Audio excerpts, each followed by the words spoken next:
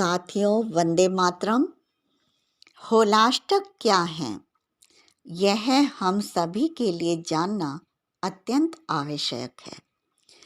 तो होलाष्टक से हमारा तात्पर्य है कि होली से पूर्व अष्टमी से पूर्णिमा तक का समय होलाष्टक कहलाता है। इसके अंतर्गत धर्मशास्त्रों में वर्णित 16 संस्कारों के साथ साथ अन्य मांगलिक कार्य करना भी वर्जित माना जाता है। साथ ही होलाष्टक की अवधि में पूजा पाठ और जप तप करना सर्वोत्तम माना गया है। पूजा की दृष्टि से होलिका दहन वाली रात्रि अत्यंत महत्वपूर्ण होती है। ज्योतिष शास्त्र के अनुसार होलाष्टक की अवधि में ग्रह उग्र स्वभाव में होते हैं। अष्टमी तिथि को चंद्रमा, नवमी को सूर्यदेव, दशमी को शनि, एकादशी को शुक्र, द्वादशी को बृहस्पति, त्रयोदशी को बुध, चतुर्दशी को मंगल ग्रह और पूर्णिमा को राहु उग्र रूप में रहते हैं। क्योंकि इन दिनों हिरण्यकश्यप ने भक्त प्रहलाद को अत्यधिक यातनाएं दी थी। पौराणिक कथा के अनुसार प्रहलाद विष्णु भक्त थे और उनके पिता हिरण्यकश्यप राक्षसी प्रवृत्ति के थे।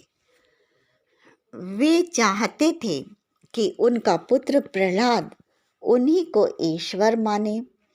प्रहलाद का ऐसा न मानने पर वे अत्यंत विचलित हो गए और अपने जीवन का कंटक समझ प्रहलाद को अपने रास्ते से हटाना चाहते थे। परंतु ईश भक्त का कोई कुछ नहीं बिगाड़ सकता। ऐसा ही कुछ भक्त प्रहलाद के साथ हुआ था। हिरण्यकश्यप ने फागुन शुक्ल पक्ष की अष्टमी से हरि भक्त प्रहलाद को मृत्यु तुल्य कष्ट देने आरंभ किए। क्योंकि हिरण्यकश्यप के बार बार समझाने पर भी पुत्र प्रहलाद हरि भक्ति से विमुख नहीं हो रहे थे, इससे क्रुद्ध होकर उन्होंने प्रहलाद को कठोर से कठोर दंड देने की योजना बनाई।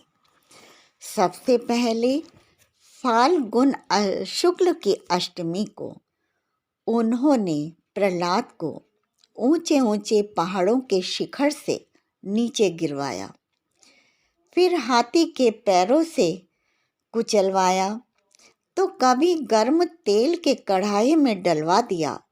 परंतु भक्त प्रहलाद पर पिता की यातनाओं का कुछ भी प्रभाव नहीं पड़ा और यातनाओं का यह क्रम लगातार 8 दिनों तक चलता रहा और अंत में 8वें दिन पूर्णिमा को हिरण्यकश्यप ने अपनी बहन होलिका से प्रार्थना की कि वह प्रहलाद को अपनी गोद में बैठाकर जीवित ही जला दे। क्योंकि होलिका अग्नि की परम भक्त थी और उसे वरदान था कि अग्नि होलिका को नहीं जला सकती।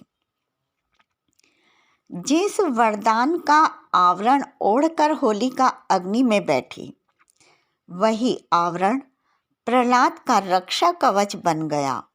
इस तरह होलिका अग्नि में जलकर भस्म हो गई और प्रहलाद सुरक्षित बच गए। इन 8 दिनों में हिरण्यकश्यप ने प्रहलाद को जो भयंकर यातनाएं दी, वही दुखद स्थिति के 8 दिन होलाष्टक हैं। क्योंकि अष्टमी से पूर्णिमा तक भक्त प्रहलाद पर हुए अत्याचारों के कारण आज भी ये ग्रह उग्र रूप में होते हैं। नकारात्मकता अधिक प्रभावी रहती है। इन होलाष्टक में ईश वंदना, आराधना और पूजा पाठ में कोई बंधन नहीं होता। इसीलिए हमें पूजा पाठ अधिक से अधिक करनी चाहिए। इसी प्रकार होलाष्टक के संबंध में शिव पुराण के अनुसार एक प्रसंग है कि जब भगवान शिव अपनी साधना में लीन थे, तब सौंदर्य और प्रेम के देव कामदेव ने शिव जी की साधना को भंग करने का प्रयास किया।